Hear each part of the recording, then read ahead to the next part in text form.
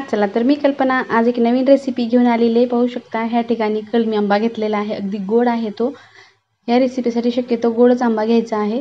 तो स्वच्छ धुवून घेतलेला आणि ह्या आकारामध्ये आपण त्याच्या चकत्या काढून घेत आहोत. अगदी आपल्याला चौकोनी आकारात कट करायचं नाही. अशा लांबट आकारामध्ये आपण छोट्या मोठ्या चकत्या आपण ह्या अशा काढून घेणार आहोत. पूर्ण आता हे चकत्या काढून झालेल्या आहेत. पाहू शकता इतक्या ह्या चकत्या एका आंब्यापासून निघालेल्या आहेत.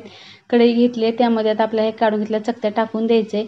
अगदी मस्त चटपटीत रेसिपी आहे. सर्वांनाच आवडणारी आहे. मुलांना डब्याला तर फारच आवडते. तुम्ही नक्की ट्राय करून पहा. गॅसवरती कढई ठेवलेली आहे. थोडंसं पाणी टाकलेलं आहे. पाण्यामध्ये आता आपल्याला हे चकत्या ज्या काढून घेतलेल्या आहेत आंब्याच्या त्या मस्त उकळू द्यायचे. उकळल्यानंतर ते थोड्याशा मऊसर झाल्या की आपल्याला गॅस बंद करायचा आहे. पाहू शकता ह्या ठिकाणी 1-2 मिनिट झालेले आहेत. थोड्या मऊ व्हायला सुरुवात झालेली आहे. एक उकळी आलेली आहे. एक उकळी आली की आपल्याला आणखी 5 मिनिट ठेवून गॅस अगदी मिडियम ठेवून छान मऊसर होईल फोड इतकं आपल्याला हे उकळू द्यायचं आहे. अगदी मस्त रंग पण बदललेला आहे. आता छान आपल्या ह्या फोडी ज्या आहेत त्या मस्त उकळलेल्या आहेत. गॅस बंद करायचे आणि त्यामधलं पाणी काढून घ्यायचं आहे. त्यामधलं पाणी मी काढून घेतलेलं आहे. वाटीमध्ये पाणी काढून ठेवलेलं आहे. दुसरी कढई गॅसवरती ठेवलेली आहे. त्यामध्ये 2 चमचे तेल टाकून घ्यायचे. तेल थोडंसं गरम झालं की त्यामध्ये आपण काळे मिरे टाकून घेतलेले आहेत. एक 5 ते 6 काळे मिरे टाकलेत. अर्धा चमचा मोहरी टाकून घेतलेली आहे. अर्धा चमचा आता आपल्याला जिरे टाकून घ्यायचे. जिरे तडतडले की अर्धा चमचा मेथ्या टाकून घेतलेल्या आहेत. मेथ्या आवर्जून टाका, चव खूप छान येते. अगदी मेथ्या जिरे आपले तडतडले की आता ह्यामध्ये आपण थोडेसे दुसरे मसाले टाकून घ्यायचा आहे. थोडंसं मिक्स करून घेतलेलं आहे. आता ह्या ठिकाणी आंबा जो आपण चकत्या काढून उकळून घेतलेला आहे तो टाकून द्यायचा आहे आणि थोडंसं आपल्याला ह्यामध्ये मिक्स करून घ्यायचं आहे तेलामध्ये.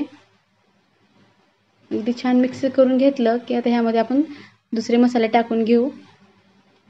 अगदी छान मऊसर आपल्या ह्या चकत्या बनवून तयार झालेल्या आहेत. अगदी ह्याच पद्धतीने आपल्याला ह्या रेसिपीसाठी अशाच बनवायच्या असतात. अगदी खूप चविष्ट ही रेसिपी आहे. अगदी उन्हाळा म्हणलं की एकदा तरी व्हायलाच पाहिजे. ह्या ठिकाणी लाल तिखट टाकून घेतलेलं आहे. थोडीशी हळद घेतलेली आहे. थोडा गरम मसाला घेतलेला आहे जो आपण घरी बनवतो तोच मसाला आहे. धने पावडर टाकून घेतलेली आहे. ह्या ठिकाणी आपण धने पावडर आणि चाट मसाला थोडासा टाकून घेतलेला आहे. चाट मसाला थोडासा टाका आणि धने पावडर ही 1 चमचा टाकून घेतलेली आहे. आता सर्व मसाले टाकून झाले की आपण थोडंसं मिक्स करून घेणार आहोत तेलामध्ये. असंच आपल्याला मिक्स करून घ्यायचं आहे. व्यवस्थित मिक्स झालं की आता ह्यामध्ये आपल्याला 1 वाटी मी ह्या ठिकाणी गूळ घेतलेला आहे.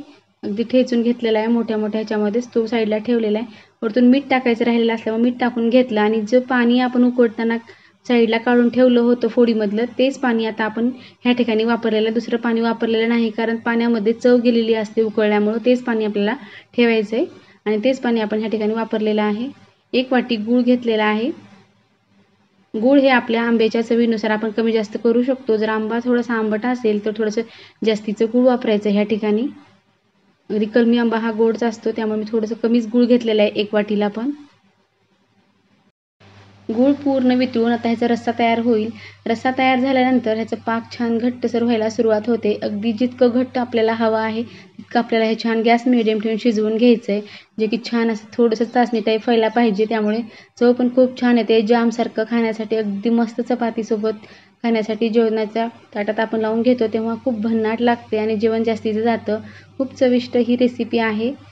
लोणचं तर आपण नेहमीच करतो पण हे पण करून पहा. अगदी मस्त चवीला भन्नाट मस्त आपली लोणची बनवून तयार झालेली आहे किंवा मेथांबा म्हणू शकता. तुम्हाला जे पाहिजे ते आपण नाव देऊ शकतो पण खूप छान हा पदार्थ आहे. तुम्ही नक्की ट्राय करून पहा.